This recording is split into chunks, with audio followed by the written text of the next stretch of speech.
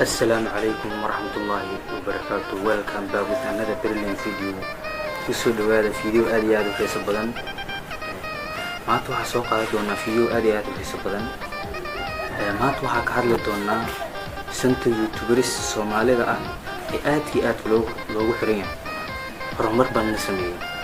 kuma jiro janaalada heesaha soo dhigo sida Waqal Studio, Balbaali Studio iyo kuwa lamida kuwaas kuma jiro. only waa youtubers dadka madadaaliyo.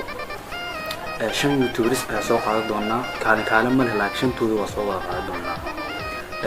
shantooda midka koowaad waa youtuberska lagu magacaabo arrimaheena dad aad iyo shacbiyo badan oo leeyahay dad badan ayaa ku xiran. waa youtuberska shanta soo qaadan doono mid ka mid ah. youtuberka labaad aan soo qaadan doono waxa waaye Dirisle Cabdi waa youtuberka kaliya aan youtuberada kale ku dabeecad ahayn.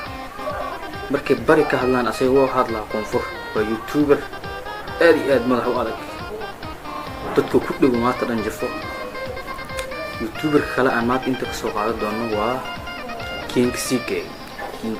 horumar badan ayuu sameeyay dhanka youtuberka. showga ugu dambeeyay wuxuu ku dhigtay magaalada Istanbul ee dalka Turkiga.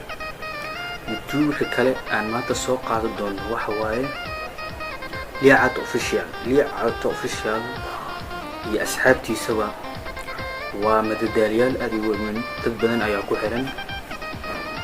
youtuberka shanaad aan soo qaadan doono waa Asad Xaajiyo. waa youtuberka shanaad ee ugu dambeeyo aan maanta soo qaadanay youtuberka Soomaaliya 2020 uu shacbiyada badan loogu daawashada badan yahay. youtuber kale way jiraan balse maanta barnaamijkeena waxa uu hor dhac ah shantaas youtuber. aad iyo aad ayaad mahadsan tahay daawashadii aad daawatay videogeena. subscribe ka saar, kambalka fursa u noqoto qofka ugu horeeya daawada videogeena. aad iyo aad ayaad mahadsan tahay video